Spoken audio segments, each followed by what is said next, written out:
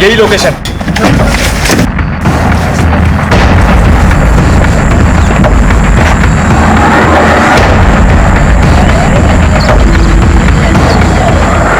तो दरवाजा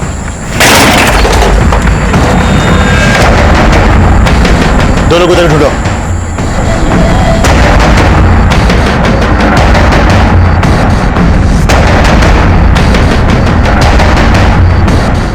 सर अंदर कोई नहीं है। बाहर ढूंढो, आसपास सभी तरफ देखना, बच्चे एक ही होनी चाहिए। सर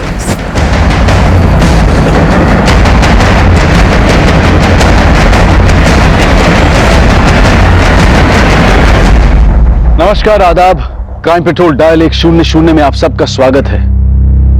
जब बच्चे किसी अपराध का शिकार होते हैं या नासमझी में उनसे कोई अपराध हो जाता है तो ये दोनों ही स्थितियां काफी सेंसिटिव होती हैं, क्योंकि हम सब ये मानते हैं कि बच्चे परिवार, समाज और हमारे देश का भविष्य होते हैं। ये केस बच्चों के कुछ ऐसे ही चिंताजनक पहलुओं से जुड़ा हुआ था, लेकिन ये बच्चे थे कौन?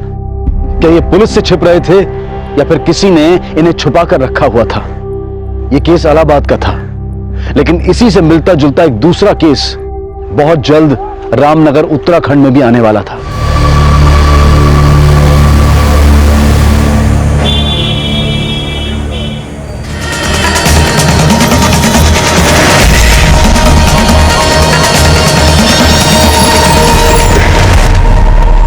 सर, बॉडी एक लकड़ी काटने वाले ने देखी थी। विदेशी महिला की लाश है। चलो पीछे हटो। पीछे हो जाइए।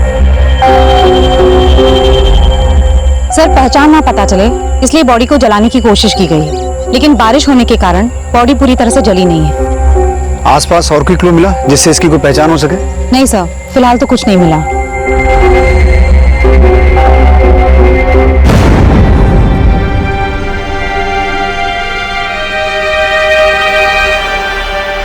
चेहरे से तो इसकी पहचान कर पाना मुश्किल है, लेकिन शायद इस टैटू से कोई लीड मिले। गुंजन, आसपास जितने भी होटल, लॉजेस और गेस्ट हाउस हैं वहां से पता करो। ऐसी कोई फॉर्मेट हरी हुई थी जो मिसिंग है? Yes sir.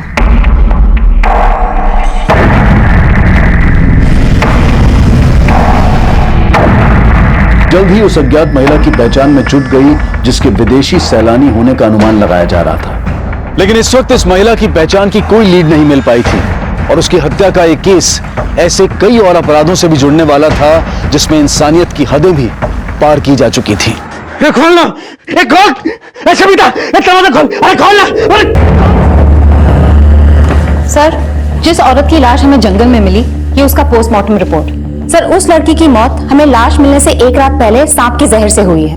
सांप का जहर? हाँ सर, लेकिन सर उसकी पूरी बॉडी में कहीं पे भी सांप के काटने का कोई निशान नहीं है। सर, पोस्टमार्टम रिपोर्ट के मुताबिक उसके नेक में सिरिंज घुसा के उसकी पूरी बॉडी में स्नेक पॉइजन इंजेक्ट किया गया था।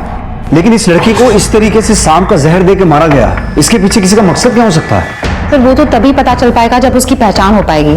सर, आसपास के सारे होटल्स, लॉजेस, रेस्टोरेंट सब जगह पूछताछ की, लेकिन कहीं से कोई क्लू नहीं मिला। इस पोस्टमार्टम रिपोर्ट के मुताबिक उस लड़की की उम्र कितनी थी? सर, 20 से 25 साल। 20 से 25 साल। गुंजन, उन होटल्स और लॉजेस में से ये पता करो कि हत्या के कुछ दिन पहले के दिनों में 20 से 25 साल की कोई विदेशी लड़की जिसके हाथ पर इस तरह का टैटू हो, उसने वहां से चेकआउट किया था। और वहां की सीसीटीवी फुटेज भी चेक करना, देखो शायद कोई लीड मिले। Yes sir.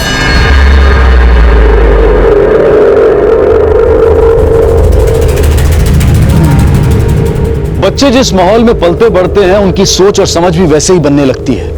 एक तरफ गुड़िया अपने पिता के पारसमणि पाने के अंधविश्वास की साक्षी बन रही थी, तो वहीं दूसरी तरफ आकाश अपनी मां के तंत्र के ढकोसलों से तंग था। छोटू अनाथ था, लेकिन उसमें पढ़ने की जिज्ञासा थी, पर इन बच्चों को सही मार्गदर्शन देने वाला कोई नहीं था। पर इनके दुख, तकलीफ और मजबूरी का फायदा उठाने वाले कई थे। आसपास की पूछताछ में पुलिस को एक रिवरव्यू नाम की लॉज से एक विदेशी महिला के ठहरे होने की जानकारी मिली, जिसका नाम मार्था था और जिसकी बांह पर बिल्कुल वैसा ही टैटू था जैसा कि टैटू उस विदेशी महिला की बांह पर था जिसकी लाश उन्हें जंगल में मिली थी।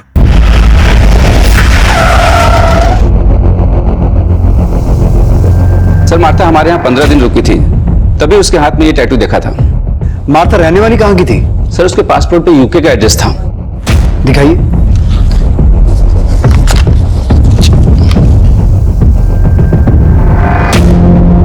सर, चेकआउट करने के बाद वो देहरादून जाने वाली थी। देहरादून की लॉज की बुकिंग भी मैंने ही कराई थी, लेकिन मैंने अभी पता किया मार्था ने उस लॉज में चेक इन किया ही नहीं। सर, हमें जिस लड़की की लाश मिली वो देहरादून हाईवे के पास वाले जंगल से ही मिली थी।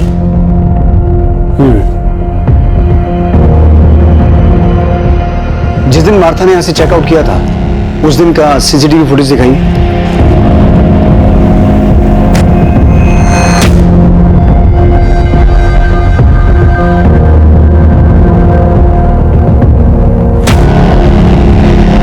सर, ये टैटू तो बिल्कुल वैसा ही है। सर, हो सकता है यही मार्था हो। आपने कहा यहां से चेकआउट के बाद वो देहरादून जाने वाली थी, तो देहरादून जाने के लिए उसने कोई कैब बुक की थी? जी नहीं, यहाँ से उसने कोई कैब बुक नहीं किया था। हो सकता है वो बस से गई हो। कुमार, जिस दिन मार्था ने यहां से चेकआउट किया था उस दिन रामनगर से देहरादून जाने वाली सभी बसों और कैब्स की डिटेल्स निकालो। उनके ड्राइवर और कंडक्टर से पूछताछ करो। सर। गुंजन, तुम यूके एम्बेसी में मार्था की डिटेल देकर यह पता लगाने की कोशिश करो कि जब हमें वो लाश मिली थी उसके बाद से मार्था अपने किसी रिलेटिव के टच में थी। इससे हमें यह पता चल जाएगा कि जो डेड बॉडी हमें मिली वो मार्था की थी या किसी और की। Yes sir. आपने कहा कि मार्था आपके यहाँ 15 दिन रुकी थी, उस दौरान उससे कोई मिलने आता था? सर, हमारे लॉज में यूके के और भी गेस्ट रुके हुए हैं, हमने उनको आपस में बात करते हुए देखा था। पुलिस ने जब उन विदेशी पर्यटकों से बातचीत की तो सामने आया कि मार्था उन विदेशी पर्यटकों के देश से तो थी, लेकिन मार्था से उनकी मुलाकात भारत में ही हुई थी। और उनसे की गई पूछताछ से यह संभावना और पुख्ता होने लगी कि जो लाश पुलिस को मिली थी वो मार्था ही होगी। पुलिस हर तरह से उस अपराध का पता लगाने की कोशिश कर रही थी जो मार्था से जुड़ा हो सकता था, लेकिन इस वक्त कोई लीड नहीं थी। और यह सवाल भी उठ रहा था कि अगर एक विदेशी महिला की हत्या लूट और चोरी के इरादे से भी की गई हो तो उसे मारने के लिए उसकी बॉडी में सांप का जहर क्यों इंजेक्ट किया गया, और उसकी बॉडी को जलाने के पीछे अपराधी की क्या मंशा थी। सर, मैंने मार्था की डिटेल्स यूके एम्बेसी में मेल कर दी है। अब अगर वो मार्था है तो लॉज के मैनेजर का फोन आया था। वो बोल रहा था उसे स्टाफ से पता चला है कि मार्था के चेकआउट करने के अगले दिन एक बच्चा लॉज में गया था। बच्चा? हाँ सर।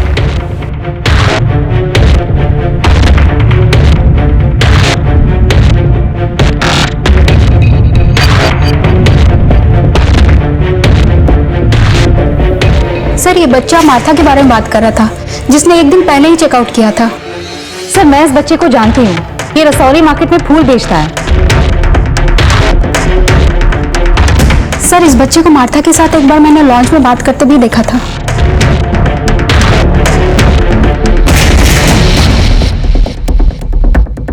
लेकिन सवाल ये उठता है गुंजन कि ये लड़का मार्था के चेकआउट करने के बाद मार्था के बारे में क्या पूछने आया था?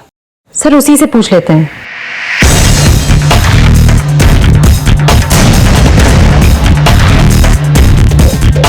बेटा, वो छोटू कहाँ है, वो जो फूल बेचता है? मैडम, छोटू को तो मैंने सुबह से नहीं देखा। कहाँ रहता है वो? मैडम, उसका घर नहीं है, वो गांव में जो मंदिर है ना वहां सोता है।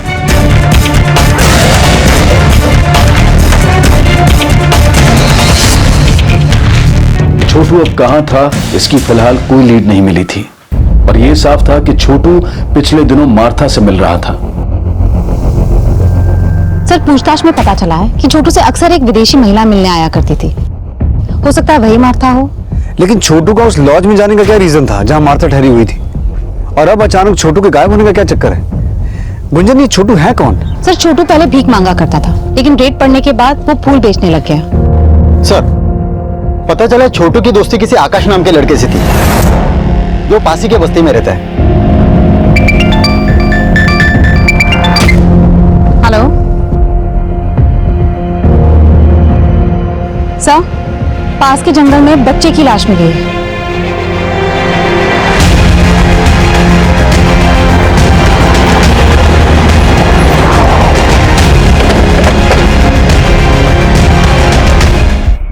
कोई जानता है इस बच्चे को? मैडम, ये भूती माई का बेटा है, आकाश नाम है इसका। आकाश? कुमार, तुमने बताया था छोटू का एक दोस्त था आकाश, ये वही आकाश है? हाँ साहब, छोटू भी इसी बस्ती में रहता है। आकाश और छोटू दोनों दोस्त थे। इसकी माँ कहाँ रहती है?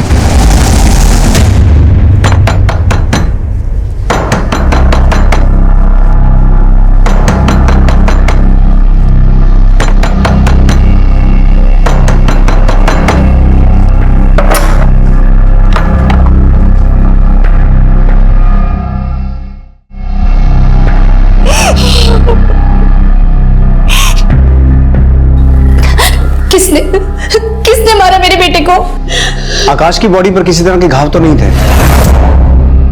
अब ये पोस्टमार्टम के बाद ही पता चलेगा कि मौत की वजह क्या थी। पोस्टमार्टम? इसका मतलब आप मेरे बेटे की लाश के साथ चीरफाड़ करोगे? नहीं, मैं ऐसा नहीं होने दूंगी। आप मेरे बेटे को वापस दीजिए। मेरा बेटा मुझे वापस चाहिए बस। एक मिनट, बिना पोस्टमार्टम के हम आपको आकाश की बॉडी नहीं दे सकते हैं। अच्छा, ये छोटू के बारे में आपसे कुछ बात करनी थी हमें। छोटू? क्या उस कमीने ने मारा है मेरे बेटे को? हाँ? हमें छोटू की तलाश है, लेकिन तुम्हें ऐसा क्यों लगता है कि छोटू ने आकाश को मारा? साहब, छोटू आकाश से चिढ़ता था। मैंने कई बार आकाश को मना किया सड़क छाप लड़के से मत मिल, पर आकाश मेरी बात नहीं माना। और अब देखिए क्या हो गया।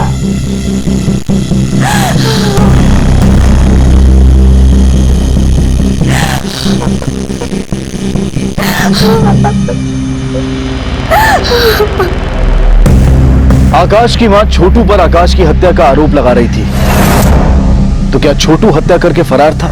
यूके एम्बेसी से मिली मार्था की जानकारी भी ये साफ कर रही थी कि जिस विदेशी महिला की लाश पुलिस को मिली थी वो मार्था ही थी, क्योंकि हत्या के बाद से ही ना तो मार्था का फोन एक्टिव था, ना वो सोशल नेटवर्किंग साइट्स पर एक्टिव थी, और ना ही उसने यूके में अपने रिश्तेदारों से कांटेक्ट किया था। लेकिन मार्था देहरादून क्यों जाने वाली थी, और उसकी पहचान पता चलने के बाद से छोटू कहां गायब था?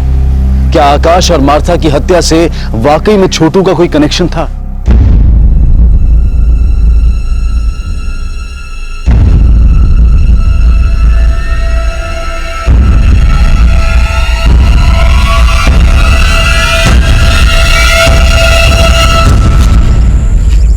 पापा, आप? सर, मैंने आकाश और छोटू के बारे में सब कुछ पता किया। आकाश और छोटू के बीच में सांप पकड़ने का कंपटीशन होता था, जिसमें बैटिंग भी लगती थी। What? हाँ सर, यही वो सर्प मित्र है जिसने दोनों को सांप पकड़ना सिखाया, और यही उस पे बैटिंग लगवाता था। सर, आकाश के मर्डर के बाद ये सर्प मित्र भी गायब है और उसका फोन भी बंद है। मार्था की बॉडी में स्नेक पॉइजन इंजेक्ट किया गया था, और आकाश की बॉडी पर भी किसी एक्सटर्नल इंजरी के मार्क्स नहीं मिले हैं। हो सकता है आकाश को भी उसी तरीके से मारा गया हो। लेकिन गुंजन, आकाश और मार्था, इन दोनों की मौत का आपस में कोई कनेक्शन है? सर, पूछताछ में तो ये पता चला है कि आकाश और छोटू के बीच में कुछ दिनों से झगड़ा चल रहा था, और छोटू मार्था से मिल रहा था। अब छोटू भी गायब है और सर्प मित्र भी। इस सर्प मित्र को ढूंढो। मुझे लगता है इन हत्याओं में उसका कोई ना कोई कनेक्शन है, इसलिए ये गायब है। सर, हेलो मैडम, छोटू मिल गया है। आज रसौली मार्केट में फिर से फूल बेचने आया वो। मैडम, जंगल में एक मंदिर है, मैं वहां पहले अपनी माँ के साथ रहता था। 2 दिन से वही था मैं। वो सर्प मित्र भी तुम्हारे साथ था? नहीं मैडम, वो मेरे साथ नहीं थे। तो फिर कहाँ है वो? मालूम नहीं मैडम, लेकिन उस्ताद ने बोला था वो थोड़े दिन के लिए कहीं बाहर जा रहे। कहाँ? वो पता नहीं मुझे। तुम मार्था को जानते हो? Martha madam? हाँ साहब, बहुत अच्छी है वो, मुझसे फूल खरीदती है। तुम मार्था को उसके लॉज में मिलने गए थे? गया था, पर वो मिली नहीं। कहाँ है मार्था मैडम? मैं उन्हें काफी टाइम से खोज रहा हूँ। क्यों खोज रहे हो? मार्था मैडम हम जैसे फुटपाथ के बच्चों के साथ कोई डॉक्यू फिल्म बना रही थी। उन्होंने कहा था मैं भी टीवी पे आऊंगा, तो मैं इसलिए उन्हें खोज रहा हूँ। छोटू, हमसे कुछ छुपा नहीं रहे हो ना? नहीं साहब। तो तुम्हारा वो उस्ताद कहाँ है, वो सर्प मित्र जो तुमसे और आकाश से सांप पकड़ने का खेल खिलवाता था? साहब बोला ना, मुझे सच में नहीं मालूम। तो आकाश का मर्डर क्यों किया? बोलो, क्यों मारा उसे? क्या आकाश मर गया? साहब ये क्या बोल रहे हो? आकाश की लाश मिली है हमें, और हमें पता चला है कि तुम्हारा उसके साथ झगड़ा हुआ था। तुम्ही ने मारा ना उसे? साहब आकाश दोस्त था मेरा, मैं क्यों मारूंगा उसे? तो फिर किसने मारा? तुम्हारे उस्ताद ने?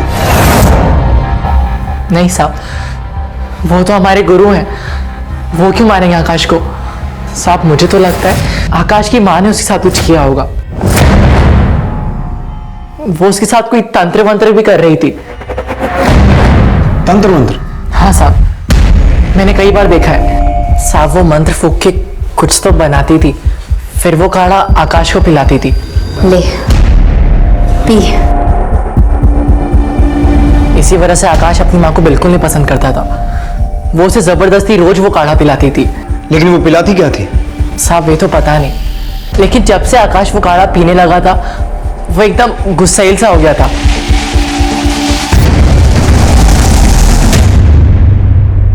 सर छोटू का ये बयान सही है कि मार्था इंडिया में बच्चों पे एक डॉक्यूमेंट्री बनाने के सिलसिले में आई थी। लेकिन मुझे ऐसा लगता है गुंजन कि छोटू अभी भी हमसे कुछ छुपा रहा है। नजर रखना इस पर, और उस सर्प मित्र के बारे में पता लगाने की कोशिश करो। हो सकता है छोटू जानता हो कि वो कहां है और उसी ने छोटू को यहां सब कुछ सिखा के भेजा हो।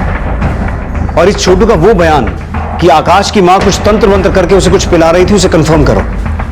और आकाश की मां भूती माई के बारे में सब कुछ पता करना। Yes sir. मार्था और आकाश की हत्या में सर्प मित्र की भूमिका का संदेह उसके अचानक गायब हो जाने से पुख्ता हो रहा था। एक तरफ पुलिस उसकी तलाश में जुटी थी तो वहीं छोटू पर भी नजर रखी जा रही थी। गुड़िया, मेरे पास कोई पारस मणि नहीं है। मेरे उस्ताद बोलते हैं कि आप ऐसा कोई भी सांप नहीं जिसके मुंह में पारस मणि हो। ऐसे सांप पाताल लोक में होते हैं। ये पाताल लोक कहाँ है? मुझे नहीं मालूम।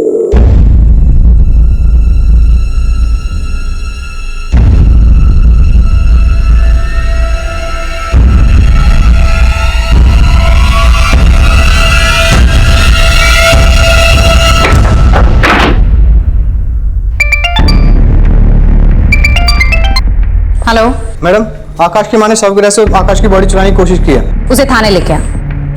मैं अपने बेटे का पोस्टमार्टम नहीं होने दूंगी। मुझे मेरे बेटे की लाश दे दो। इसीलिए उसका पोस्टमार्टम नहीं होने देना चाहती क्योंकि तूने उसे कुछ पिला के मारा है। मैंने कुछ नहीं किया साहब। बॉडी चुराने की कोशिश तो की, और हमने सुना है तो उसके साथ कुछ तंत्र मंत्र करती थी। हाँ करती थी, लेकिन उसे बचाने के लिए। उसमें कोई बुरा साया था। कैसा बुरा साया? उसकी कुंडली में खराबी थी। किसी ज्योतिषी ने कहा था कि वो अल्प आयु है। मैं तंत्र से उसकी नियति को बदलना चाहती थी, लेकिन नहीं बदल पाई। मैंने अपने बेटे को नहीं मारा। मुझे मेरे बेटे की लाश दे दो बस। लेकिन अब तो तेरा बेटा मर चुका है, उसकी लाश लेके क्या करेगी तू? उसे जिंदा करूंगी। क्या? हाँ, तंत्र में बहुत ताकत होती है और मैं ऐसा तंत्र जानती हूँ जिससे मुर्दे को भी जिंदा कर सकती हूँ। आकाश की मां जो दावा कर रही थी वो उसके अंधविश्वास की मूर्खता ही थी, या फिर वो झूठी दलील देकर अपने अपराध को छिपाने की कोशिश कर रही थी? आकाश की पोस्टमार्टम रिपोर्ट से यह बात साफ हो गई कि आकाश की हत्या भी जहर इंजेक्ट करके ही की गई थी, जिस तरह से मार्था को मारा गया था। और जब पुलिस ने आकाश के घर की छानबीन की, पूरा घर छान मारो।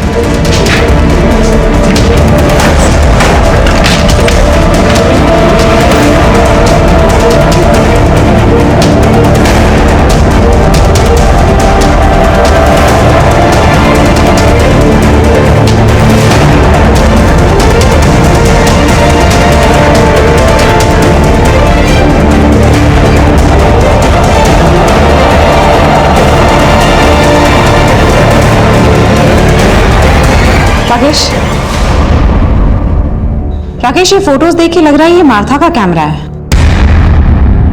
वहां से एक विदेशी कैमरा बरामद हुआ जो कि मार्था का था, और उस कैमरे में कुछ ऐसे फोटोग्राफ्स मिले जिनमें आकाश की मां के साथ एक ऐसा शख्स था जो मार्था को जानता था।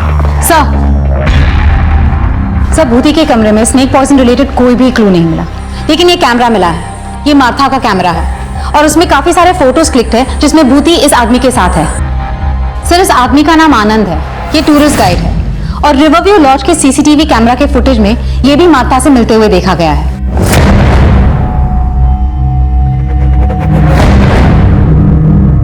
सर, मार्था को गाइड की जरूरत ही नहीं पड़ती थी, उसे पहले से सब कुछ पता था। तो फिर तू मार्था को मिलने उस लॉज में भी जाता था? सर, मैं तो उस लॉज में दूसरे टूरिस्ट से मिलने जाता था जो उसके देश से थे। वहीं मेरी मुलाकात मार्था से हुई। और मार्था का कैमरा वो आकाश की मां के पास कैसे पहुंचा?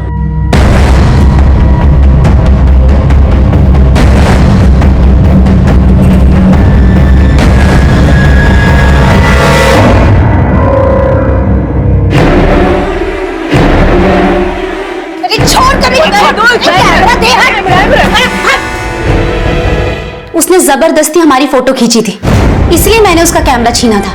लेकिन इस आनंद के साथ क्या रिश्ता है तुम्हारा? सर, एक्चुअली मेरा और भूति का अफेयर है। हाँ, मेरा आनंद के साथ चक्कर है। मेरा मर्द मर चुका है। अगर मैं आनंद को पसंद करती हूँ तो इसमें गलत क्या है? वो गलत नहीं है, लेकिन अपना राज छुपाने के लिए तुमने जो मार्था को मारा है वो गलत है। ये आप लोग क्या बोल रहे हो? कभी कहते हो कि मैंने अपने बेटे को मार दिया, कभी कहते हो कि उस फिरंगी को मार दिया। मैं क्या शक्ल से आप लोगों को खूनी लगती हूँ? वो जहर और सिरिंज कहाँ है जिनसे उनको मारा? कौन सा जहर, कौन सा सिरिंज? मैंने किसी को नहीं मारा। सर, ये विदेशी तो मेरे लिए भगवान है। इनकी वजह से मेरे जैसे गाइड का पेट पलता है। भला इतनी छोटी सी बात के लिए मैं मार्था को क्यों मारूंगा? सर मैं तो खुद शर्मिंदा था, इसलिए मैंने मार्था से माफी भी मांगी थी भूति के लिए। सर, भूति बहुत खड़ूस औरत है। मेरा इतना मना करने के बाद भी उसने वो कैमरा वापस नहीं किया उसका। इसने हमारी पारसमणि चुराई है। पारसमणि नहीं चुराई उसने। पारसमणि सर, जिस सुबह मार्था ने रिवरव्यू लॉ से चेकआउट किया था, उस सुबह आनंद मार्था के देश के दूसरे लोगों के साथ खिताली में था। उन्होंने एलिबाई कंफर्म की है। आनंद उनके साथ देर रात तक था। आकाश की मां भूति माई की एलिबाई भी कंफर्म करो। हो सकता है मार्था के मर्डर में उसका हाथ हो। हेलो। हाँ मैडम, छोटू को गांव के एक आदमी ने बहुत मारा है। मैडम उससे बार बार सर्प मित्र और उस पारसमणि के बारे में पूछ रहा है। पारसमणि? कौन है वो आदमी? पराग नाम है मैडम उसका। उसकी एक बेटी है, गुड़िया, जो हमेशा उस छोटू से मिलती रहती है। सर, उस सर्प मित्र की इंफॉर्मेशन मिली है। तू उन लोगों पे नजर रख, मैं बाद में बात करती हूँ। सर, जोगीपुर में एक सपेरों की बस्ती है। सर, इस वक्त वो जोगीपुर गांव में है।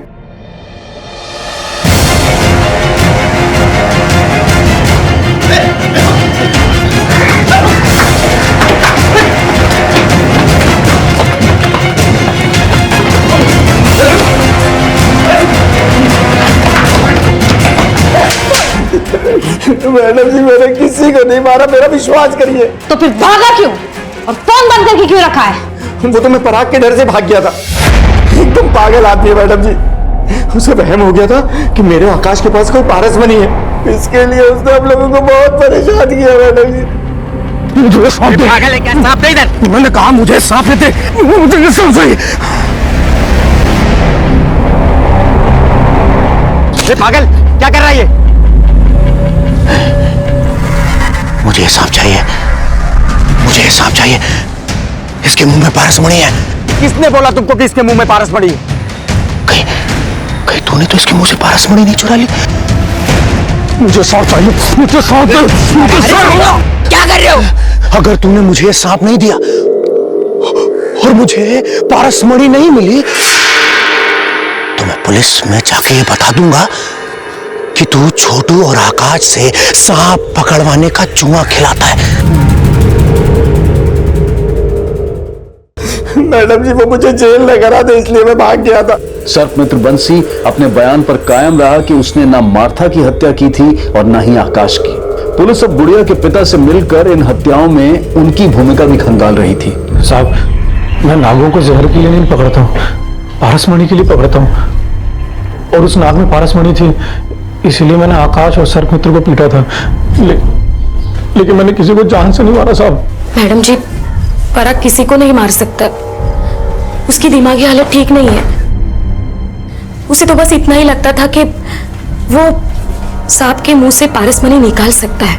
लेकिन उसे ऐसा क्यों लगता है? एक बार उसने सपने में देखा था कि सांप के मुंह में पारसमणि है। फिर एक साधु ने पैसे ऐड 4 मंत्र दे दिए और कहा कि अगर ये मंत्र पढ़ेगा तो वो पारसमणि निकाल सकता है सांप के मुंह से। इस चक्कर में जान जोखिम में डालकर वो सांप को पकड़ने की कोशिश कर रहा था। वो उसे जहर वहर निकालने नहीं आता था मैडम जी। मैंने छोटू को भी पारसमणि के लिए पीटा था। मुझे लगता था कि वो आकाश से पारसमणि छीनकर उसे मारकर भाग गया है। चलो माना कि पारसमणि के लिए उसने छोटू को पीटा, लेकिन तुमने भी तो छोटू को थप्पड़ मारा था। वो मेरी गुड़िया को बहका रहा था, इसीलिए मैंने मारा, नहीं तो।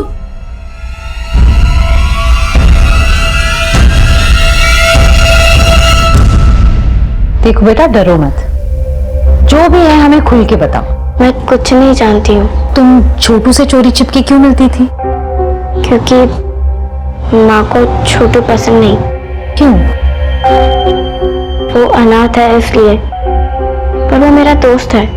मैं उसे पढ़ाती हूँ क्योंकि वो स्कूल नहीं जा सकता ना, इसलिए।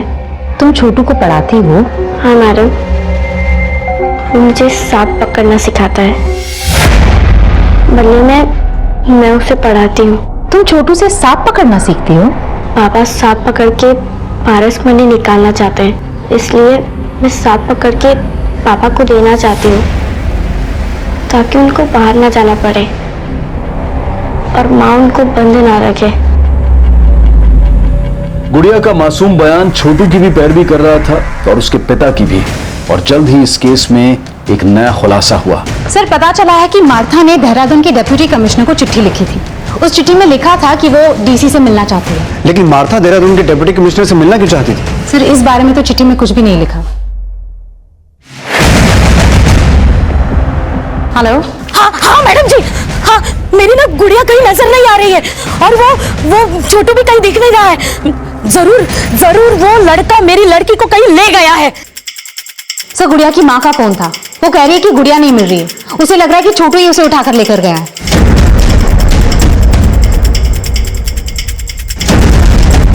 इस बार छोटू ही नहीं, उसके साथ गुड़िया भी गायब थी। लेकिन वो खुद गायब हुए थे या उनको गायब करने के पीछे किसी और का हाथ था? नहीं साहब, गुड़िया को तो नहीं, उसके बाप को भूती माई के साथ झगड़ते हुए देखा था। तेरे वजह से मेरा बेटा मरा है। मैं तेरे और तेरे खानदान का सर्वनाश कर दूंगी, सर्वनाश। सर, मुझे ऐसा लगता है कि आकाश की मौत का बदला लेने के लिए उसकी माँ भूती माई ने गुड़िया को गायब किया। लेकिन गुंजन, गायब तो छोटू भी है। सर, इस आदमी ने गुड़िया को छोटू के साथ जाते हुए देखा था। छोटू गुड़िया को लेकर जंगल की तरफ गया है। गुंजन, छोटू ने हमें बताया था कि जंगल में एक मंदिर है जहां वो अपनी माँ के साथ रहता था। हो सकता है गुड़िया को लेकर वहीं गया हो।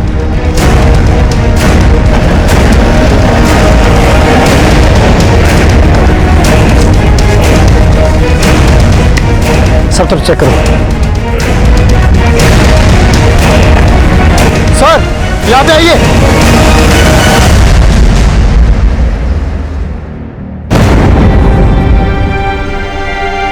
जिंदा है, एम्बुलेंस बुलाओ जल्दी।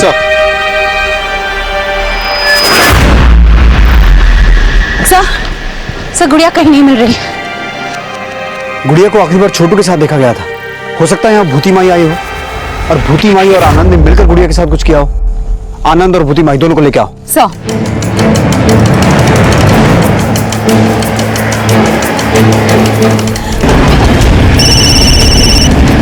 हाँ बोलो कुमार।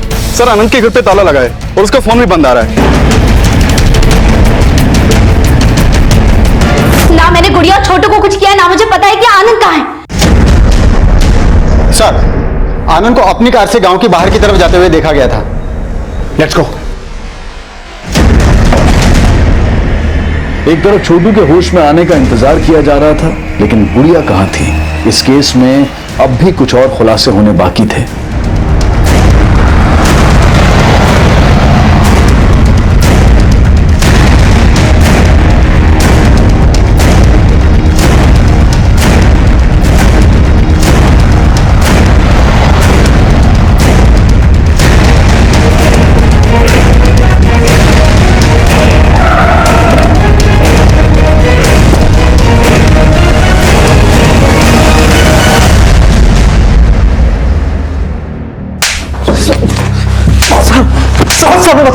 मैं बताता हूँ। उस दिन मैं माता को देहरादून लेके जाने वाला था, इसलिए मैं उससे लॉज के बाहर मिला।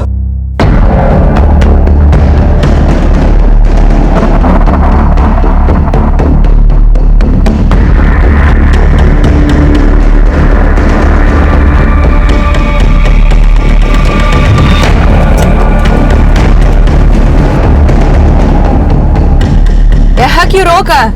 अभी बताता हूं तुझे। वो मुझे एक्सपोज करने वाली थी, इसलिए मैंने उसे मार दिया। ऐसा क्या एक्सपोज करने वाली थी? मैडम,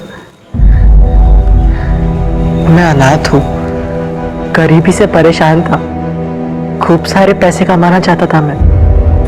फिर एक दिन आनंद मुझे मिला और उसने बोला कि अगर मैं उन फिरंगी लोगों के साथ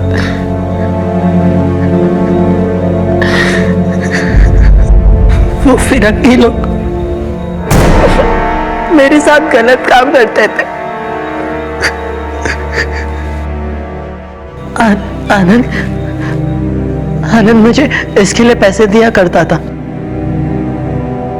और आकाश को क्यों मारा? तू उससे भी ये सब करवाता था? नहीं सर, आकाश से नहीं, लेकिन सर आकाश को पता चल गया था कि मैं छोटू से ये सब करवाता था। आकाश कौन छोट पागल हो गया क्या? तूने मेरे माँ को पागल किया, मैं कुछ नहीं कर पाया, पर तूने छोटू के साथ किया, वो बहुत बुरा किया। इसके लिए मैं तुझे छोड़ूंगा नहीं, पुलिस ले दे दूंगा तुझे मैं।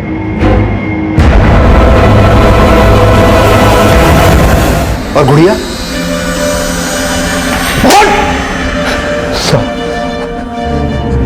साहब, गुड़िया को एक फिरंगी ने पसंद कर लिया था, इसलिए मैंने गुड़िया को।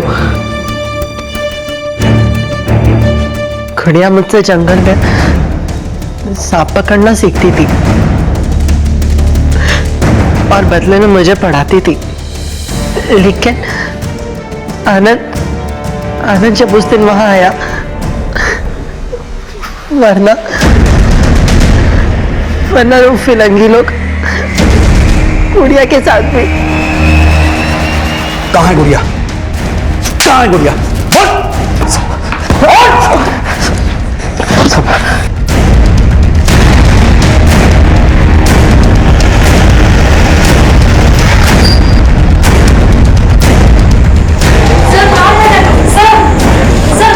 गुंजन, उस तरफ चेक कर।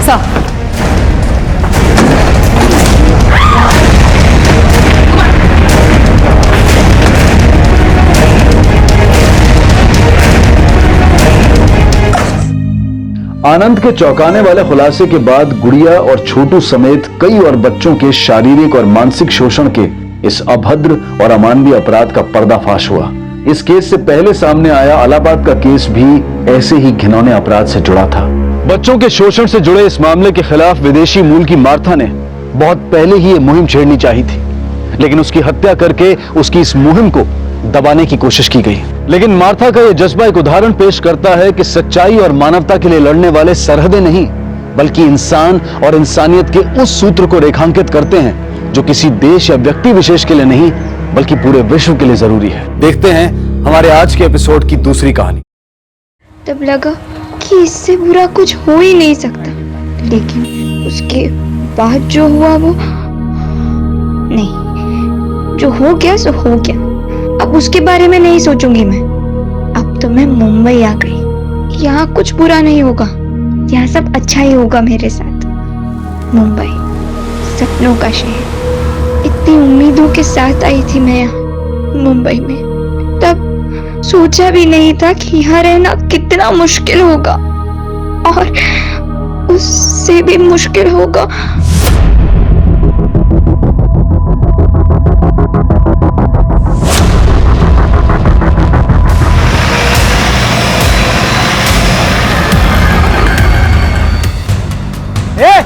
पीछे हटो।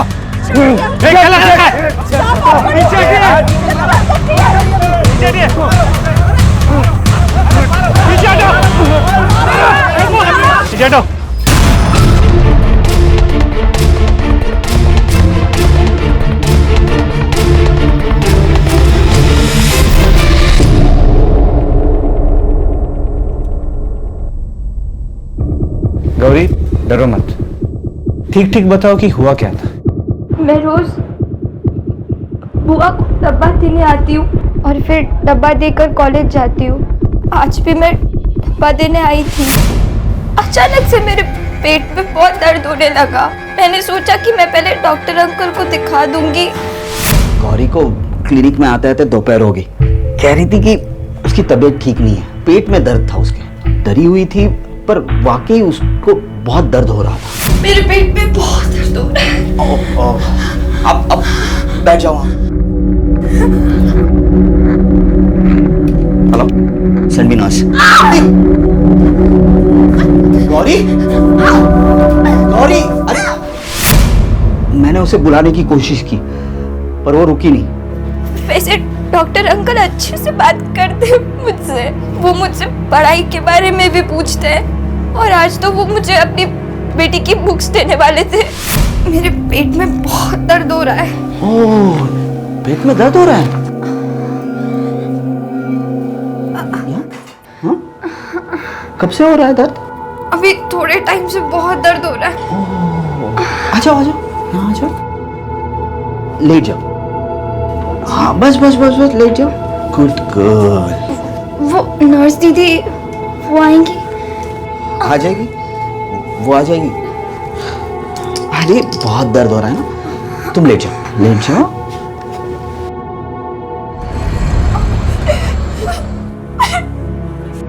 साहब, मुझे इसी हालत में मिली थी। मैं समझ गई थी कि कुछ ऐसा वैसा हुआ। जब मैंने इसे पूछा तो उसने ये सब बताया। क्या किया तुमने गौरी के साथ? हाँ? मैं पूछ रही हूँ, क्या किया तूने? एक बच्ची का बाप होकर ऐसा गंदा काम करता है तू? मारो इसे पकड़ के। हाथ मत लगाओ। क्या कर?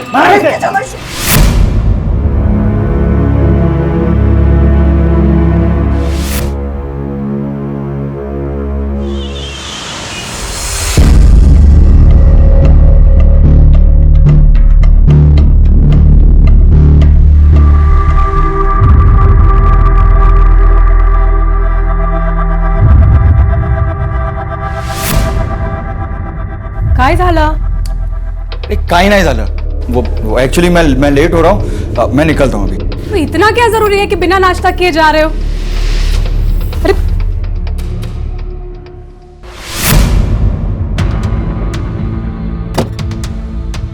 सर, अस्पताल के स्टाफ से पूछताछ किया और वहाँ के सीसीटीवी कैमरा के फुटेज को भी चेक किया। सर, फुटेज में कुछ खास हाथ नहीं लगा, लेकिन हाँ, गौरी अस्पताल से निकलते हुए नजर आ रही है। उसका हाथ उसके पेट पे था और वो बहुत धीरे धीरे चल रही थी। स्टाफ से पूछताछ में कुछ कंक्लूसिव नहीं मिला, सब मिक्स्ड बातें बता रहे हैं। सर, डॉक्टर शिरीष बहुत अच्छे हैं, वो सबकी बहुत हेल्प करते हैं। अगर वो नहीं होते तो शायद आज मैं डॉक्टर भी नहीं बन पाती। वो ऐसा कर ही नहीं सकते, इम्पॉसिबल है सर। इतना अच्छा कोई होता है क्या? मतलब सर, कुछ लोग अपनी अच्छाई को ज्यादा ही दिखाते हैं ताकि अपनी बुराई को छिपा सके। उन्हीं में से है ये डॉक्टर। मात्र इससे तो कुछ भी क्लियर नहीं हो रहा। जब तक कोई सब्सटेंशियल इन्फॉर्मेशन नहीं मिल जाती, उसको अरेस्ट नहीं कर सकते। जी सर, पर ये डॉक्टर शिरीष काफी वेल कनेक्टेड भी है। मैंने इसका बैकग्राउंड चेक किया, शहर के टॉप अस्पतालों से जुड़ा हुआ था। फिर 6 साल पहले इसने खुद का नर्सिंग होम खोला। बड़े लोगों तक पहुंच है इसकी। इस केस को काफी होशियारी से डील करना होगा। कोई एक्शन नहीं ले सकते जब तक कोई सबूत ना। इस गौरी का बैकग्राउंड चेक करो ताकि ये गौरी साटम की मेडिकल रिपोर्ट है।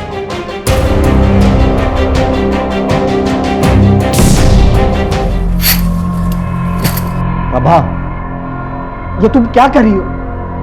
मैं तुमसे बात कर रहा हूँ, ये सब क्या कर रही हो? मत करो ये सब। तो क्या करूं?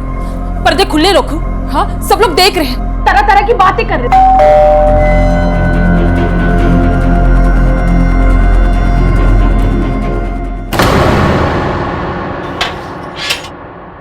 Doctor Shirish, you're under arrest. क्या?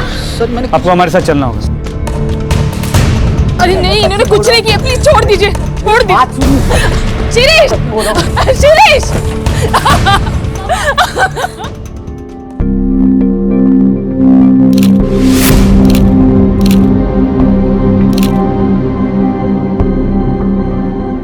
सर, वो लड़की झूठ बोल रही है। मैंने उसे हाथ तक नहीं लगाया। तूने उसे सिर्फ हाथ नहीं लगाया, उसका रेप किया। रेप? ये देख मेडिकल रिपोर्ट। तू तो डॉक्टर है ना, पढ़ ले। सर, पर ये मैंने नहीं किया। लेकिन गौरी तो तेरा ही नाम ले रही है। वो झूठ क्यों बोल रही है, यही नहीं समझ में आ रहा है सर। सर, कुछ तो गड़बड़ है, मुझे फंसाया जा रहा है। कौन फंसाएगा? किसी से कोई दुश्मनी है? गौरी तेरा ही नाम क्यों लेगी? हिमा।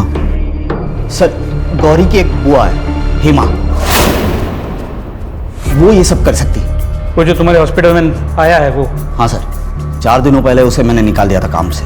लेकिन जब गौरी के साथ ये सब हुआ तो वो वहां मौजूद थी। नोटिस पीरियड पे है सर। बहुत गुस्सा आया था उसे। गलती हो गई, सॉरी बोल रही हूँ ना सर। आगे से ऐसा नहीं होगा सर। ये सब तुम पहले भी बता चुके हो मुझे। सर सच्ची मैंने कुछ नहीं किया सर। झूठ मत बोलो, मुझे आर्ग्यूमेंट नहीं चाहिए। नहीं सर, प्लीज ऐसा मत करिए सर। काम चला गया तो बहुत प्रॉब्लम हो जाएगी। तो सर प्लीज ऐसा मत करिए सर। Sir please. साहब, वो झूठ बोल रहा है, नाटक कर रहा है खुद को बचाने के लिए। मैं आलसी या लापरवाह नहीं हूँ। लापरवाह होती तो नर्सिंग लाइन में इतने साल तक टिकी नहीं रहती। साहब, नर्सिंग होम छोटा पड़ रहा है और स्टाफ ज़्यादा है और पगार नहीं बढ़ रही। इसलिए वो स्टाफ को निकाल रहा है। बड़ा ही कमीना आदमी है सर वो। मेरी भूल से बच्चे 2 दिन से कमरे में बंद है, शौक में है। गलत तो हमारे साथ हो रहा है साहब, और आप हमसे ही सवाल पूछ रहे हैं। नहीं चाहिए मुझे ये सब, नहीं होता मुझसे। काश आई बाबा जिंदा होते तो ये सब नहीं होता। नफरत है मुझे इस जगह से, इन सब लोगों से, अपने आप से।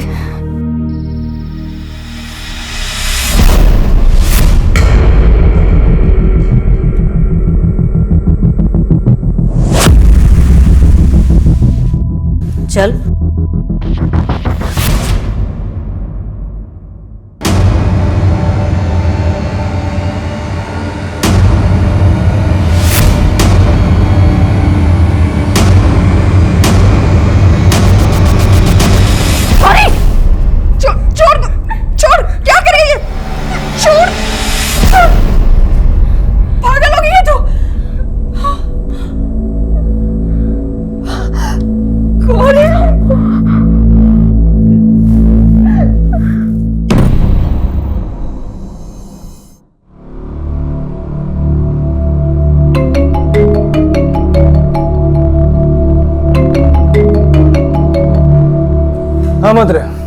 सर, एक तरफ ये शिरीष हर बात को नकार रहा है और यहाँ है माँ।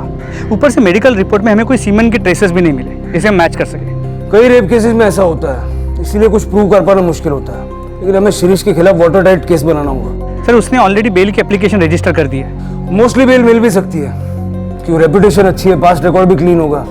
जरा इस शिरीष के बारे में पूछताछ करो, अगर कुछ मिल गया तो ये केस पुख्ता हो जाएगा। जी सर। चलो, ये डॉक्टर शिरीष की पुराने पेशेंट्स की लिस्ट, इनसे पूछताछ करो, डिटेल्स निकालो। मूव। हेलो, क्या? कहाँ? सर, आप उस लड़की को अभी के अभी अरेस्ट कीजिए। बाप रेपिस्ट और बेटी पागल, ऐसे कोई मारता है, वो भी अपने ही दोस्त को। एक मिनट, तुम्हारा नाम क्या है? अदिति। अदिति, अब साफ साफ बताओ कि हुआ क्या था। हम लोग कॉलेज से घर आ रहे थे। अब तो डॉक्टर के पास जाना भी डेंजरस है बॉस। जाने देना प्रिया। चल स्टूपिड इडियट्स। अगर तू ऐसे ही रिएक्ट करेगी तो लोग तुझे और सताएंगे। तेरे पापा ऐसे हैं, पर उसमें तेरा क्या फॉल्ट?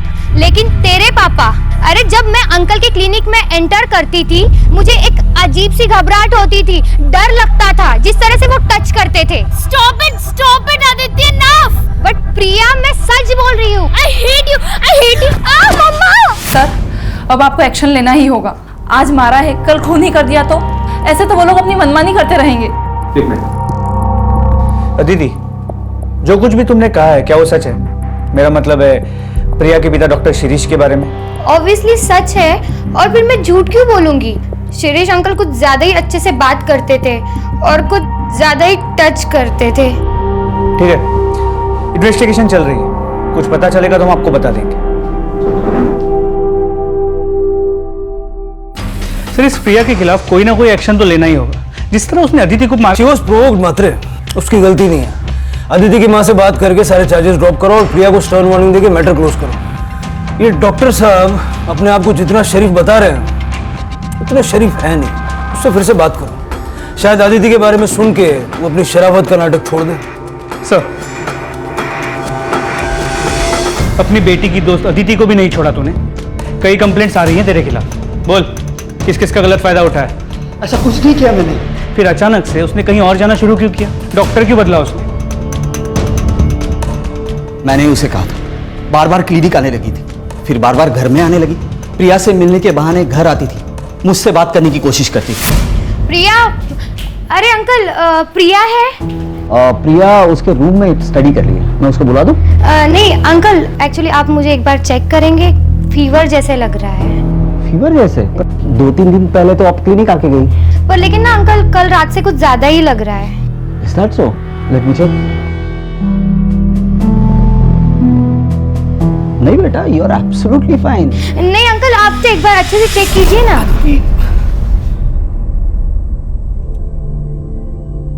देखो आदिति बेटा, आई कैन अंडरस्टैंड, इस उम्र में ऐसा होता है, अपने से ओल्डर उम्र की आदमी की तरफ अट्रैक्शन होता है, खासकर तुम्हारी सिचुएशन में। पर बेटा यू हैव टू स्टॉप। अब बार बार क्लिनिक या घर में नहीं आ सकते। मैं कहाँ बार बार आती हूँ? आई डोंट, ऐसा कुछ है ही नहीं तो। Then it's good. मैं प्रिया को बुला देता हूँ। प्रिया नहीं, इट्स ओके, मैं उससे ना कॉलेज में बात कर लूंगी। Okay, bye uncle. बस सर, वो लास्ट दिन था, उसके बाद ना ही वो घर आई ना ही क्लिनिक। ठीक है, लेकिन अगर इसमें से एक भी बात झूठ निकली ना, बहुत बुरा होगा। सर, ये सब कुछ खत्म हो सकता है। आप सिर्फ मुझे एक बार गौरी से बात करने की इजाजत दे दीजिए, मैं उसे पूछूंगा क्यों झूठ बोल रही है। आई एम श्योर वो अपनी कंप्लेंट वापस ले लेगी sir.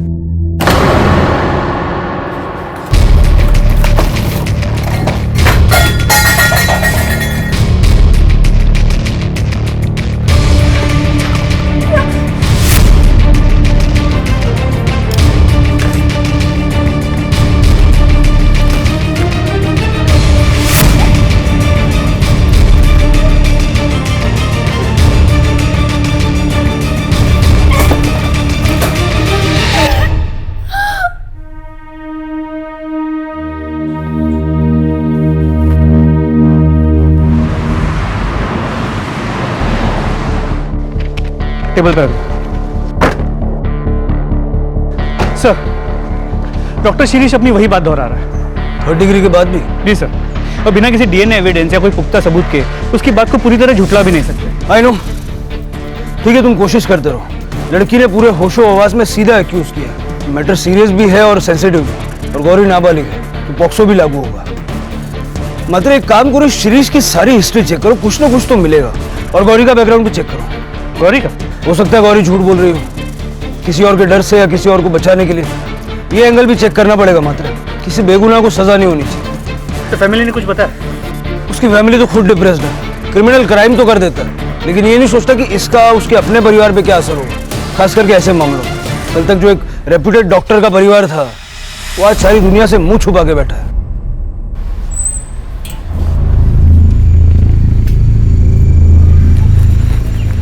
Mrs Ranade,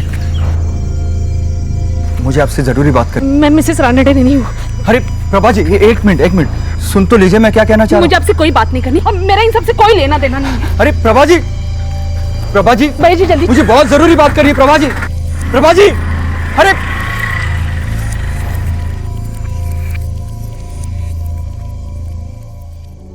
Shirish,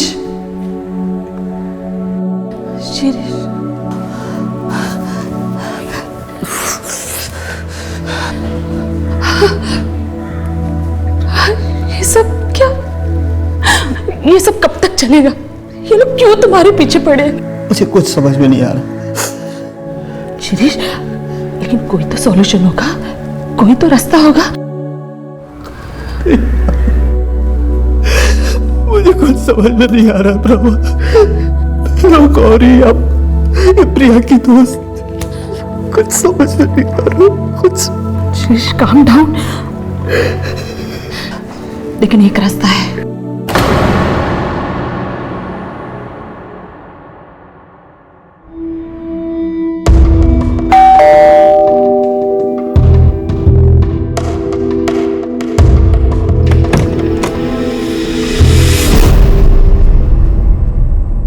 sir, doctor Shirish का background check. Anything significant? Nothing sir, spotless career, कोई झगड़ा नहीं, कोई मिसकंडक्ट नहीं। पिछले 6 साल के उसके नर्सिंग होम के रिकॉर्ड्स को चेक किया, कुछ नहीं मिला। उसके पहले वो जिन अस्पतालों में जुड़ा था वहां बात की, उसके पुराने पेशेंट से बात की, कुछ नहीं मिला सर, बिल्कुल बेदाग है। वाकई बेदाग है या दाग छुपाने की कोशिश की गई? सर ऐसा लगता तो है नहीं। 6 साल पहले उसका एक लोकल नेता के साथ झगड़ा हुआ और वहां भी डॉक्टर शिरीष ने ही उस नेता के खिलाफ कंप्लेंट रजिस्टर की, इसके अलावा और कुछ नहीं। और गौरी? सर गौरी का बैकग्राउंड चेक चल रहा है, जैसे ही कुछ पता चलता है मैं आपको अपडेट करता हूँ।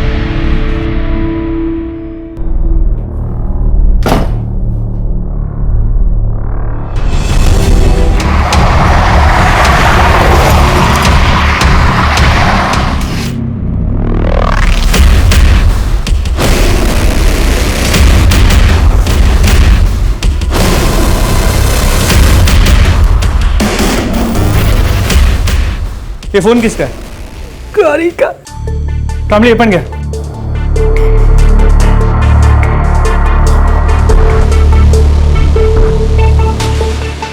सॉरी, मैंने झूठ बोला। आपने हमेशा मेरी हेल्प की, कभी मेरे साथ कुछ गलत नहीं किया, लेकिन मैंने आपके बारे में झूठ बोला और मुझसे सहन नहीं होता। मैंने जो भी किया उसके लिए सॉरी। गौरी ने सुसाइड से पहले ये मैसेज भेजा डॉक्टर शिरीष के नंबर पे, जो फोन हमारी कस्टडी में है। मात्र शौक में होने के बावजूद गौरी ने बहुत क्लियरली शिरीष पे रेप का इल्जाम लगाया था। वही लड़की अचानक सुसाइड। आपको लगता है कि ये सुसाइड स्टेज्ड है? सच पे पर्दा डालने के लिए, क्योंकि अगर वाकई शिरीष बेगुनाह है और किसी ने गौरी को उसका नाम लेने के लिए मजबूर किया तो आगे चल के गौरी उसके लिए खतरा बन सकती है। सर उल्टा भी तो हो सकता है। हो सकता है डॉक्टर शिरीष गुनहगार हो और उसने अपने आप को बचाने के लिए गौरी को मरवा दिया और फिर गौरी के फोन से मैसेज भिजवा दिया। मात्र ये सुसाइड है या नहीं, ये जाने बिना आगे बढ़ना मुश्किल होगा। पता चल जाएगा सर। गौरी की पोस्टमार्टम रिपोर्ट जल्दी आ जाएगी।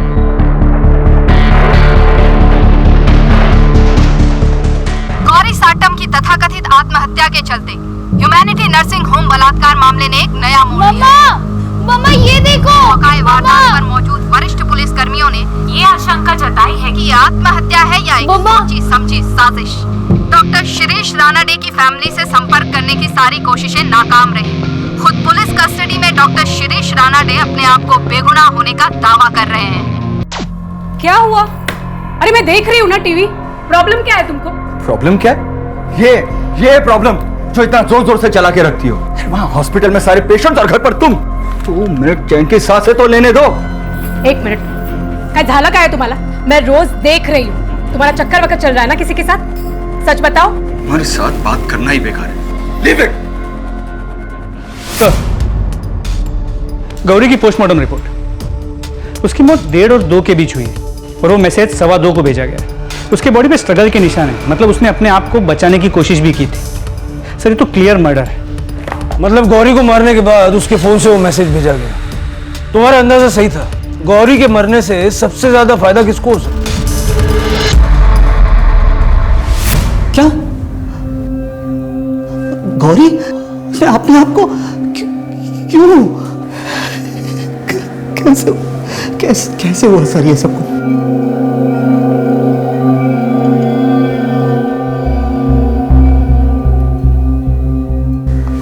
कहना क्या चाहते हैं कि ये सब मैंने किया?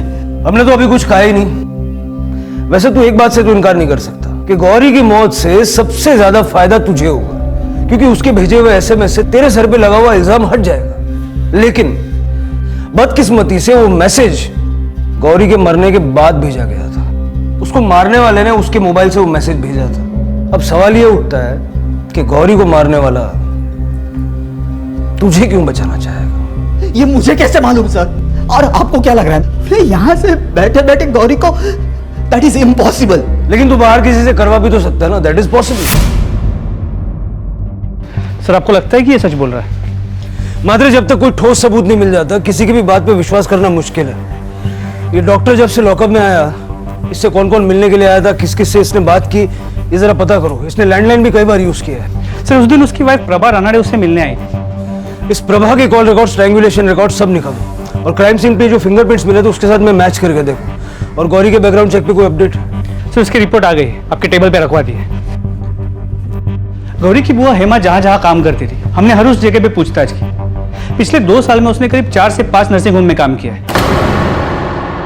हेमा है ना, वो सीनियर डॉक्टर है ना राव, उसके साथ ही मिलकर उसने कुछ गड़बड़ की है।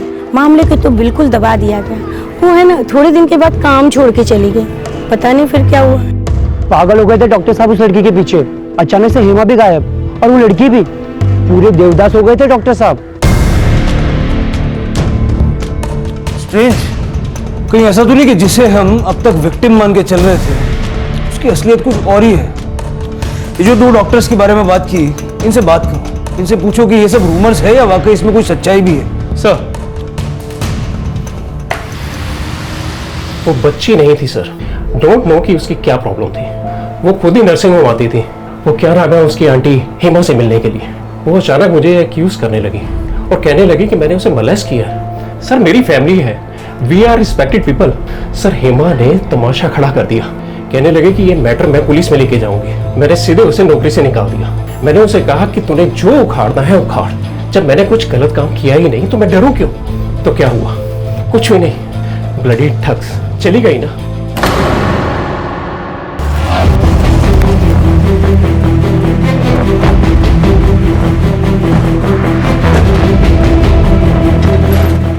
शिप्रा चलता हूं मैं, शाम को लेट आऊंगा। डॉक्टर यतीन केलकर। जी सर। हम आपसे गौरी साटम के बारे में बात करने हैं, जानते हैं ना उसे? हेमा ने आपके अस्पताल में तकरीबन कितने टाइम के लिए काम किया था? सर एग्जैक्टली तो याद नहीं है सर। हेमा तो याद है ना? जी सर। हेमा के साथ आपके अस्पताल में कोई प्रॉब्लम हुई थी क्या? हमने सुना है उसने आपका काम अचानक से छोड़ दिया था। क्या ये गौरी कभी आपके करीब आने की कोशिश करती थी? ऐसा तो कभी कुछ नहीं हुआ। अगर हुआ होता सर तो मुझे ज़रूर याद होता। और वैसे भी मैं स्टाफ से दूरी बना कर रखता हूँ सर। पर्सनली मैं ज़्यादा बातचीत करना पसंद नहीं करता सर। ठीक है, अगर और कुछ पूछना होगा तो हम वापस आएंगे, और अगर आपको कुछ याद आए तो ये मेरा नंबर है, इस पर फ़ोन करके बता दीजिएगा। एक नाबालिग लड़की के रेप और मर्डर का केस है, मैटर थोड़ा सेंसिटिव है। Okay sir.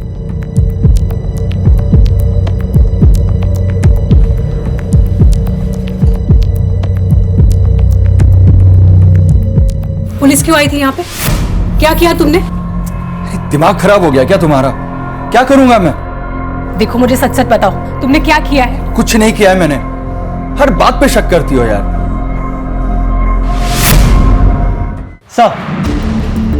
सर ये प्रभा रानड़े के कॉल रिकॉर्ड्स हैं।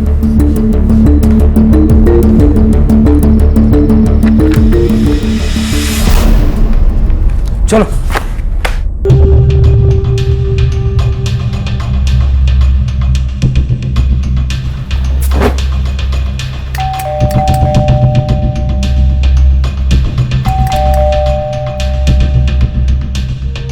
काकड़ी देखो जरा।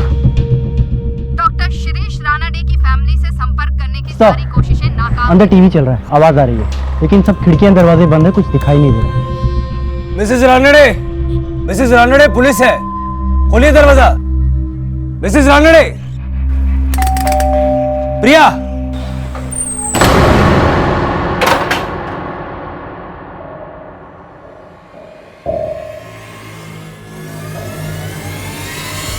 सब मैं क्यों गौरी को?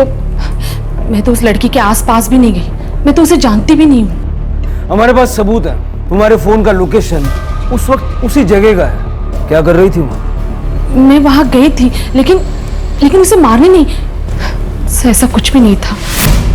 अभी के अभी मेरे साथ पुलिस स्टेशन चल, कंप्लेंट वापस ले ले। मेरे पति ने तेरे लिए इतना कुछ किया और तूने बदले में ये सिला दिया? हाँ, उनकी इज्जत, उनका करियर, सब कुछ बर्बाद कर दिया। हाँ, चल मेरे साथ, केस वापस ले ले। आप जाओ प्लीज, आपको जो बात करनी आप मेरी हत्या से बात करो। देख, आप जाओ प्लीज, प्लीज मुझे अकेला छोड़ दो। ठीक है, मैं जा रही हूँ, तुम्हारे हत्या से भी बात करूंगी।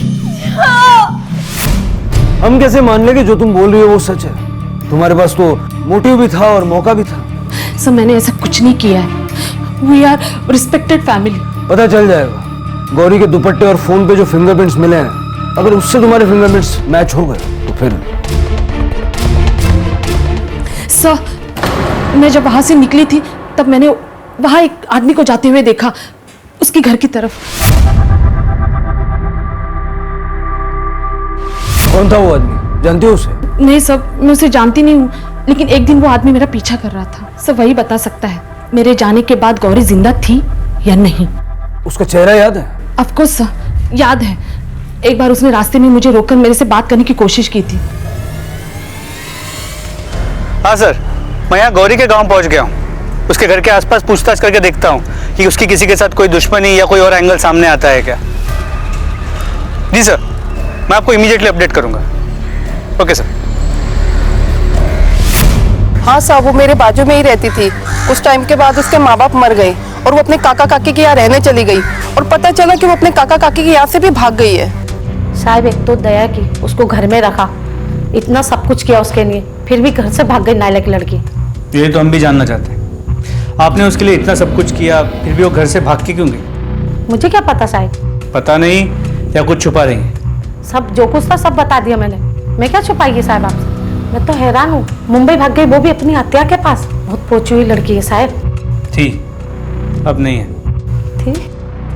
इसलिए उसके बारे में जो भी बोलेंगी ना, सोच समझ के बोलना।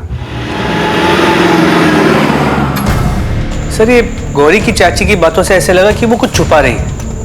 मतलब सपोर्ट और शेल्टर के मिलने के बावजूद गौरी का इस तरह घर छोड़ के चले जाना कुछ सेंस नहीं बनता। एग्जैक्टली। लेकिन उसके पहले एक और बात, प्रभा रानड़े के मुताबिक उसके गौरी के घर से निकलने के बाद उसने एक आदमी को गौरी के घर की तरफ जाते हुए देखा था। तो चेहरा भी याद, मैंने स्केच बनाने के लिए बोला है अभी। सर उस आदमी का स्केच है प्रभा रानड़े के मुताबिक। ये कौन? सर एक मिनट। सर ये तो बिल्कुल उस दूसरे डॉक्टर जैसा दिखता है जिसने गौरी की बात को डिनाई किया, डॉक्टर यतीन केलकर। मात्रे उठा लो इसको। सर चलो। अरे साहब कहाँ लेके जा रहे हो इनको? अरे बताओ तो सही, इन्होंने किया क्या है? सुनिए। Hello madam. ये सब क्या हो रहा है? क्या किया है तुमने?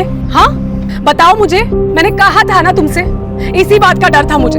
शिप्रा, कभी तो शक करना बंद करो। जी सर, गौरी को मैंने ही मारा है। लेकिन सर मैं उसे मारने की इरादे से नहीं गया था। मेरी लाइफ तो पहले से ही बर्बाद कर चुके थे वो लोग, लेकिन मैं नहीं चाहता था कि डॉक्टर शिरीष के साथ भी वो लोग ऐसा ही करें। मतलब साफ साफ बताओ, क्या बकवास कर रही है?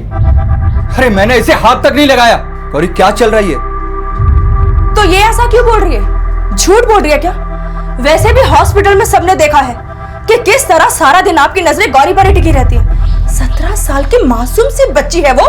छोड़ूंगी नहीं तेरे को, पुलिस में कंप्लेंट करेगी। हाँ। अरे ऐसे कैसे पुलिस में कंप्लेंट करेगी? तेरी झूठी कंप्लेंट की वजह से मेरी लाइफ, मेरी फैमिली, मेरा करियर सब बर्बाद हो जाएगा। चल गौरी तू चल। सुन, समझौता कर लेते। 50,000। चल गौरी। अरे रुको, देखो 75, 75,000 ले लो और ये मामला यहीं पर खत्म करो। देखो इससे ज्यादा मैं नहीं दे पाऊंगा, इतना ही कैश है मेरे पास। चल गौरी। हत्या ले लेते हैं ना, मुझे पुलिस के पास नहीं जाना है। यानी गौरी को पैसे चाहिए थे? नहीं सर, पैसे तो उस हेमा को चाहिए थे। वो तो गौरी को बस यूज कर रही थी। डॉक्टर शिरीष के मामले में भी वो वैसा ही कर रही थी जैसा उसने मेरे साथ किया। लेकिन मैंने सोच लिया था सर, मैं अब चुप नहीं बैठूंगा। बहुत हो गया था सर, मैं इन सब में इन्वॉल्व नहीं होना चाहता था। मैं कंट्रोल नहीं कर पाया सर। इसके बाद मैंने डॉक्टर शिरीष की वाइफ से कांटेक्ट करने की कोशिश की, क्योंकि मैं विटनेस बनने के लिए तैयार था, ताकि हम सबको बता सके कि हेमा और गौरी पहले भी ऐसा कर चुकी है। मिसेस रानड़े, मुझे आपसे जरूरी बात करनी। मैं मिसेस रानड़े नहीं हूँ। लेकिन सर वो इतनी डरी हुई थी कि उसने मेरी एक भी नहीं सुनी। इसलिए सर मैंने उसका पीछा करना शुरू किया। और सर जब मैंने देखा कि वो गौरी के घर से बाहर आ रही है, तो मैंने सोचा कि मुझे गौरी से जाके बात करनी चाहिए, उसे समझाना चाहिए। शायद वो मेरी बात समझे।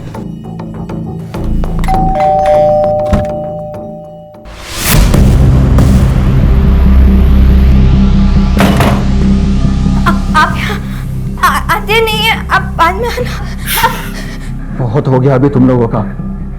ध्यान से मेरी बात सुन, चुपचाप ये केस वापस ले ले। बर्बाद करके रख दिया तुम लोगों ने उस इंसान को। झूठ पे झूठ, झूठ पे झूठ। क्रिमिनल को रोकने के लिए खुद क्रिमिनल बन गया। पुलिस के पास क्यों नहीं गया? तुझे उसी दिन पुलिस के पास जाना चाहिए था जिस दिन गौरी और हेमा ने तेरे साथ वो सब किया।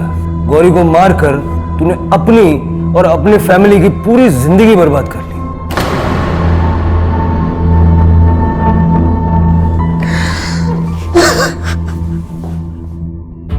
मतलब इस सब की मास्टरमाइंड हेमा है।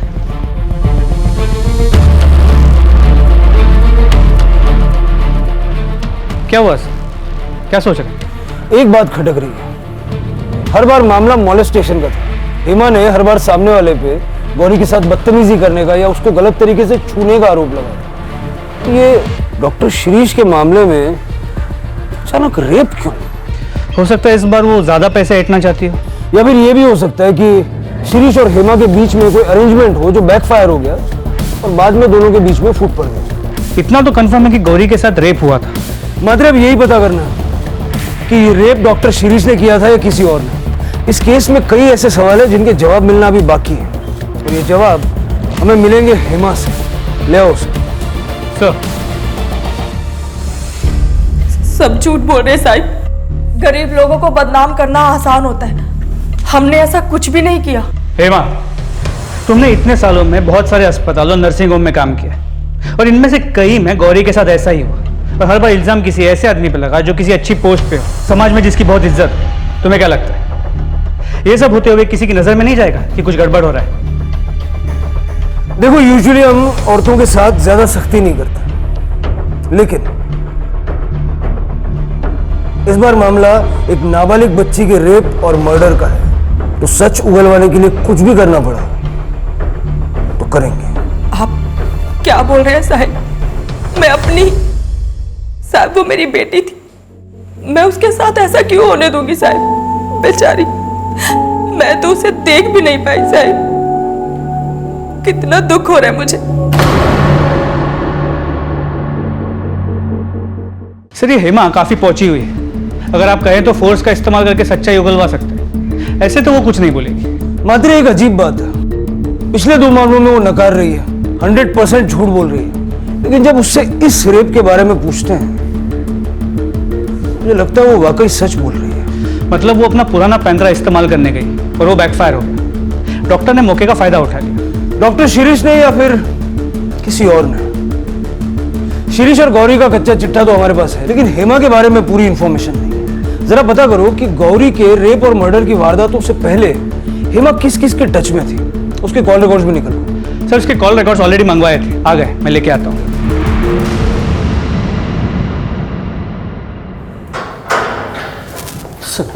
सर, कुछ पता चला? इसे देख, इनमें से कोई नाम जान पहचान का लगता है क्या? ध्यान से पढ़। ये सर, ये नाम, ये नेता है। इसके खिलाफ मैंने 5-6 साल पहले कंप्लेंट की थी। क्यों? वही चक्कर सर, एक्सटॉर्शन। जब मैंने नया नर्सिंग होम खोला था तब ये पैसे मांगने आए थे। लो यहां से। पहले ही तुम्हारे खिलाफ पुलिस में कंप्लेंट कर चुका हूं मैं। यहाँ आसपास दिखाई भी दिए तो अंदर करवा दूंगा, समझे? चलो चलो। हाथ नहीं लगाने का। छोड़ूंगा नहीं तुझे, मैं छोड़ूंगा नहीं। सही कह रहे, मैंने रिपोर्ट चेक किए थे। और लोग वोट क्यों नहीं देंगे? क्या हुआ, हमने 8 साल में सड़क का काम पूरा किया। लोगों को काम याद दिलाओ, 8 साल नहीं, ठीक है? साहब, वो पुलिस आई है। पुलिस? बाहर रुकने को बोलो। हमारा बाहर रुकने का वक्त खत्म और तेरा अंदर जाने का वक्त शुरू। क्या नाम है तेरा? क्या रही है सब? और बिना परमिशन अंदर कैसे आए? कंप्लेंट कर दूंगा तुम सबकी। चलो निकलो बाहर यहाँ से। बहुत पछताओगे तुम लोग। जानते नहीं किससे बात कर रहे हो तुम। 1 सेकंड में सस्पेंड करवा दूंगा, 1 सेकंड में। अब समझ में आया कौन हूं? तेरी पार्टनर ने सारा सच उगल दिया है, हेमा।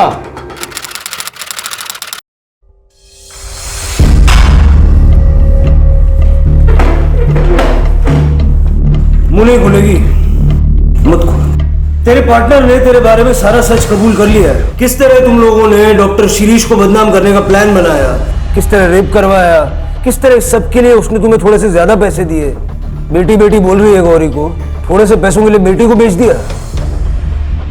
मैंने कोई प्लान नहीं बनाया साहिब। मुझे तो मालूम भी नहीं था कि वो गौरी करे। मैं तो वही करने वाली थी जो हर टाइम करती थी, झूठा आरोप लगाकर ब्लैकमेल कर रही है साहिब। लेकिन सर, नेता पाटिल तो बोल रहा है कि रेप का आइडिया इसी का था, ज्यादा पैसे कमाने के लिए। झूठ बोल रहा है कमीना। उस दिन भी झूठ बोल रहा था। वो कह रहा था कि वो गौरी से सिर्फ मिलना चाहता है, प्लान समझाने के लिए।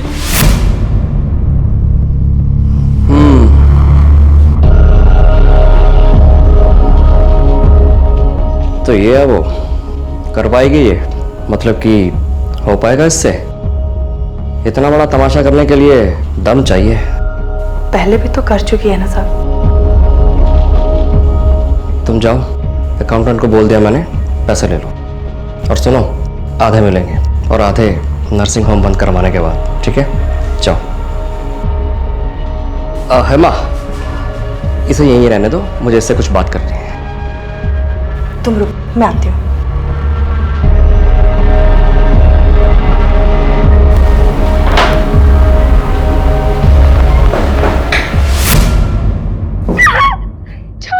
गौरी, रुक जाओ, रुक जाओ, नहीं जान देगी, मैं कह रही हूँ मुझे अंदर जाने दो। नहीं जान देगी, मैं कह रही हूँ छोड़ो मुझे। नहीं छोड़ेगी।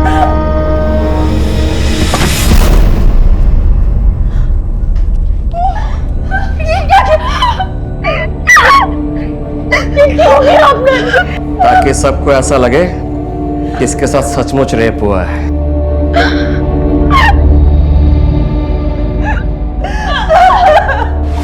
कुछ समझ ही नहीं आया साहब, मतलब मैं क्या करती? हम लोग कुछ भी नहीं थे उन लोगों के सामने, आखिर हम ही तो गए थे उनके पास और अभी आधे पैसे लेने बाकी थे साहब। मैंने गौरी को समझाया, कपड़े बदलकर उसे हॉस्पिटल आने को कहा। मेरे पेट में बहुत दर्द हो रहा है। मैं नर्स दीदी को बुलाता हूँ। नर्स को भेजो मेरे केबिन में जल्दी। मुझे नहीं पता था साहब कि गौरी के साथ ऐसा हो जाएगा। अनाथ बच्ची, मेरे ऊपर जिम्मेदारी थी साहब उसकी, मुझ पर विश्वास करती थी वो।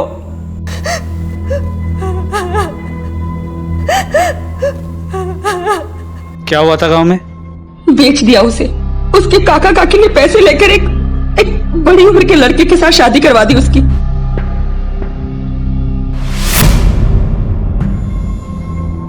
और तुमने उस बच्ची का इस्तेमाल लोगों को ब्लैकमेल करके पैसा ऐंठने के लिए किया। सिर्फ मेरे अकेले के लिए नहीं किया साहब, वो पढ़ना चाहती थी, सच में वो नर्स बनना चाहती थी साहब। मेरे पास और कोई चारा नहीं था। मेरा पति हलकट सारा दिन दारू पी के पड़ा रहता था। मैं क्या करती? जो बुरा होना था साहब वो तो हो चुका, और मैंने सोचा कि बाकी के पैसे लेने अभी बाकी हैं, इसीलिए हमने डॉक्टर शिरीष को फंसाया साहब।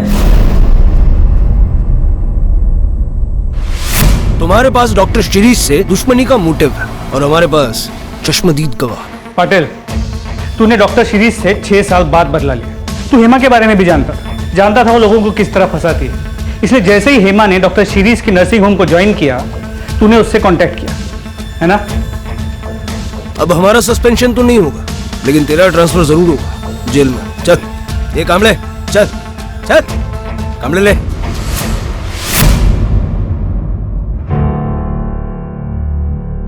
डॉक्टर शिरीष, देखिए, कभी कभी जस्टिस को पाने के लिए हमें कई ऐसे कदम उठाने पड़ते हैं जो बाद में गलत साबित होते हैं। ये भी उन्हीं में से एक था। जो कुछ आपके साथ हुआ उसे तो हम बदल नहीं सकते, but we apologise. That's okay sir. आप लोग अपना काम कर रहे थे, मेरी भी बेटी है। कल उसके साथ कुछ ऐसा ही हो जाता है तो मैं आपसे यही उम्मीद करूंगा कि आप अपना फर्ज निभाएं।